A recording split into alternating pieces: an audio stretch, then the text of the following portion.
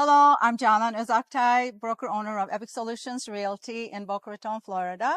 Today we're going to talk about what it takes to build a house from scratch up with David Gavin. Please follow me in my YouTube channel at Epic Solutions Realty. Hi, David. Good to see you again. Good to see How's you it going? too. I'm doing well. How about you? Good, very good. And this must be, I don't know, your umpteenth house that you've been Yes, this building. is You've been my doing this a while. 23rd house that I've built in the last 15 or so years. Prior to doing residential, I was a commercial builder with several companies in this area. This is actually a custom home that I'm building for a family on the water. It's a little over 6,500 square feet under air. Wow. Yeah, and This is a large one. And so one of the questions is, what does it cost to build a home? okay, that can vary quite a bit depending on the size of the home, the finishes that are picked. Square foot numbers, it's roughly $350 to $400 per square foot for the construction. That includes everything except for the purchase of the land. Yes. And another question is related to taxes. Let's say we bought land and Yeah. during the build, what do we pay? So you're paying the taxes on the cost of the land. It's what you purchased the land for. Unfortunately, that's just the way they do it. Yes. And what if there is a house on it? It's still the same. You're going to demo the house. It'll be vacant land at some point, but you're still paying the taxes on the purchase price of the house or land.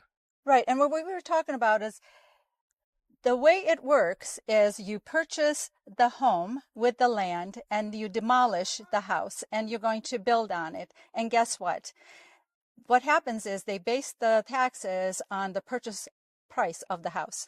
So basically the percentage is, let's say you bought $1 million house, you're going to demolish it and you're going to build a new one. Basically multiply it for about 1.9%, so about $19,000 in taxes, right? Correct. And there's no getting away with talking about, hey, I have land here and I'm building on it. There's nothing. That's the way it works. The plus side of that is once the house is built, in most cases, you're still only paying the taxes on the original purchase price of the land, even though now with a developed house on it, the value is much higher. So it works out. Yes, that's true. And that's the difference between building yourself and buying a house that's already built, because now you're buying the house, so you have closing costs and closings.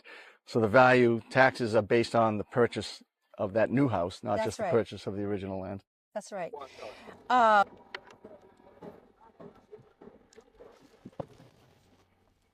With that. So David, another question that comes up is permits. So to build a house, what do you have to go through in order to get permits? So you hire an architect and an engineer. They produce a set of plans that we submit to the city. And then the city reviews the plans and makes sure that they're all up to code and they meet all the elements that are required here in South Florida. And then during the construction, the city has over 80 inspections that they do during the construction. They in all phases of the structural, the underground, electrical, plumbing. It's just, like I said, over 80 inspections. So it's yeah, it's incredible. So in order, once plans are ready for the house and they're submitted, the plans are submitted, how long does it take for this permit process? So the review process can take anywhere from 6 weeks to 4 months or more.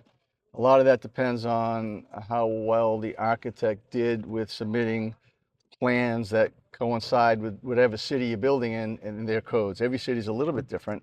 They look at different things, even though they're still Florida building code, they look at different review things. So it's really important to have an architect that's knowledgeable in that city. All right, so you touched on something that is interesting, and that is related to Florida code. So we know that our codes are a little more stringent in Florida, and why is that? Well, South Florida building code, because of the hurricanes, mainly Hurricane Andrew from whatever year that was, they changed all of the codes to be structurally more sound. Everything's masonry, there's more tie downs and straps, everything's impact glass. Basically, if there's a bad hurricane, you can stay in your home and be safe. If you go even just 3 hours north of South Florida, those codes don't exist. So Exactly. And that is the benefit of building a brand new house it is. because you know that you're going to be totally the code. Yep. So let's go inside and you could tell us about the rest of building a house. So with regards to inspections, there are inspections related to the structure of the building, the electrical, the plumbing, the AC, air conditioning, the windows, roofing, basically everything except for finishes like flooring and cabinets and painting and those kinds of things. Yes. There's framing inspections for the walls, there's drywall screw inspection, there's waterproofing of the showers inspections so that if there's a leak in the tile or something that the showers don't leak or over time deteriorate. There's a lot of inspections. Yes. And like you said, I mean, you could see that you have to use the blocks, the cement blocks. And it's a good example. This is all poured solid concrete with Oh, structural steel. You'll see the structural beams over here, and you see the extra straps that they have. That's all related to the hurricane code. All the extra bolts that you see, it's all just, they're bombshells. Yes. They handle anything. So at this point, where are we at with this house? So we're to the second floor of the shell. Yes. So in about 2 weeks, when we pour the second floor, we'll fly in the trusses, put sheeting on it, and then we'll be dried in. You fly in the trusses? Well, we fly them, and we call that. It's okay. on a crane, we'll put them in. Okay. Once the trusses are in, we put plywood sheeting on, and then they'll put the first membrane for roofing, and that's called dried in. Once we're dried in, we can start working on the inside. Okay, so right now we're in the first floor shell. Yes, this is complete. We're working on the second floor. The second floor shell. Yep, and they'll finish forming, and we'll pour concrete on Monday up there. And then later next week, we'll bring the trusses in, erect the trusses for the roof. And so the second floor is going to be concrete? Yes.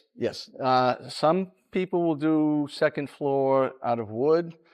I don't recommend it. A lot of times they'll do it if it's a more complicated shape, but we always do concrete and blocks. What's the benefit of concrete?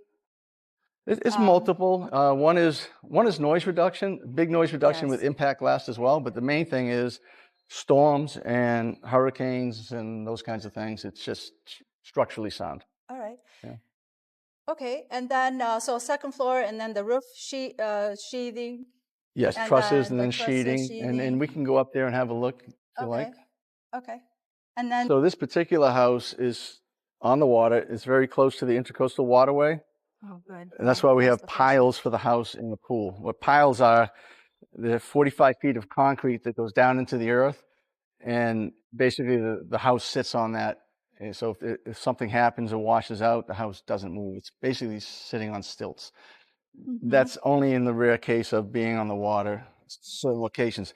We determine that by having soil borings, a testing company come in, and they core drill the soil, and then they tell us whether or not we need piles. If we don't need piles, they tell us what we need to do structurally so the house doesn't settle. Yeah, this is a really important point when you live on a canal and you have to make sure that you have a sound seawall. Yes. So when you buy on the water, there's a couple of things to look at that drive the cost up. One, are you going to need piles? So that drives the cost. This particular house, it's a big house, another $95,000. So what are the piles? Is it just those? It's the concrete. Yes. Okay. It's the steel. Those go 45 feet into the ground. Okay.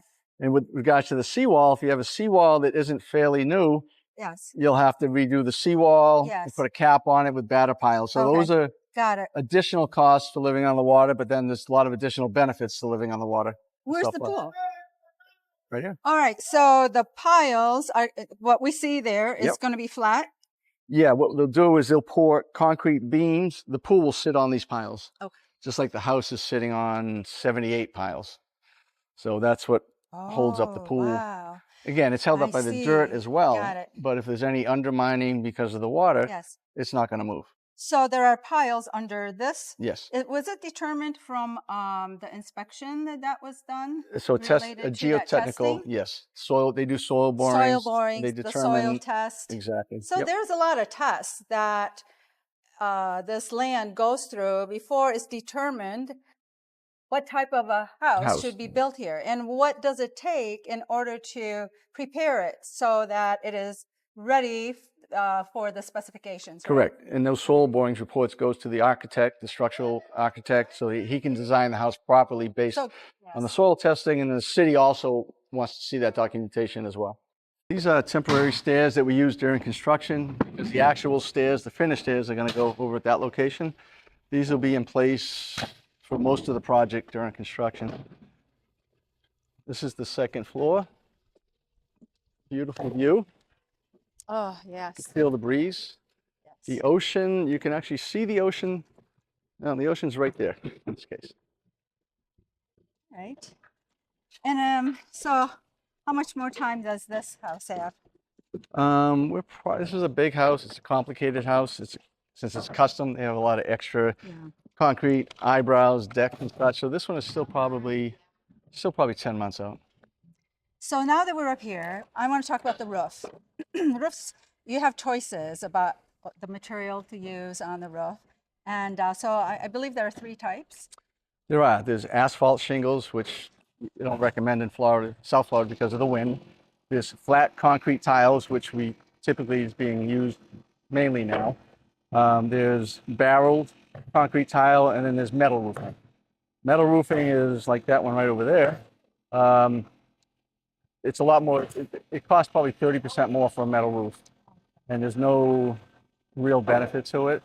So we mainly do the concrete flat tile roof. It's a good look, At this time, and they yes. last. Yes. So David, you were telling me about the windows and this view. It's beautiful. Yeah, this particular house, because of the view, has floor-to-ceiling windows because they wanted to take advantage of the view and the water. The windows down here, they're impact glass, but they're also insulated, or what's called low E, because of the heat transmission. Really important in South Florida. Yes. During the design process, they design the AC based on the windows, the direction of the windows. If you have more windows facing south, they up the AC because that gets all the sun, as opposed to windows facing north. There's a lot that goes into the design just to make sure that the cooling and heating is going to work properly. Yes. So from here, looking down, we have the pool. Now, I'm looking at the pool because we talked about permits, and those permits are related to the house. So for the pool itself, you have to get a separate permit. The pool is a separate permit from the house. The house permit includes electrical, plumbing, roofing, and all the elements to the house. The pool has a separate permit, and then the seawall work, if you have seawall and dock, is its own permit. Right. So you have 3 separate permits going on. One is for the house itself with all the sub-permits. We have the second one for the pool, and then we have the third one for the seawall and the dock. Correct. And within the house permit, there's sub-permits for each trade, but they're all in that one permit. There's a permit for irrigation, electric, plumbing, roofing, structural, electrical, yeah, You name it. there's a lot. Yeah. All right. Okay. All right. So this is absolutely beautiful. Home on the canal. And how many square feet did you say again? This one is 6,500 square feet under air, Large. and a lot of Yes. porches and such to take advantage of the views. Yeah. Intercoastal waterways right there. You take a right, you're at the Boca Resort out into the ocean. Yes. Their Beautiful pool is location. right here. Yeah. Large pool, City bar. long. How many feet did you say? It's over 50 feet long, the pool. 50 It's a long pool. It's nice. It has a spa and a hot tub. It's really, really nice. They're going to spend a lot of time outside. And this dock, it will be able to hold a couple of boats probably, huh? Yes. Oh, yeah. Yeah. This will be a big dock. Their plan is to have a small boat and a big boat and some jet skis. So it'll be fun. Perfect. When will it be done? This now about 10 months from now. Beautiful. Yep. Thank you. Is there anything else that you could think of? That's about it. Thank Any other you. questions? Let me know. I'm always around. Thank you. Notify Thank you me. so much. Thank you for watching us, and we look forward to sharing more videos with you. Please follow me on our channel, Epic Solutions Realty. Thank you.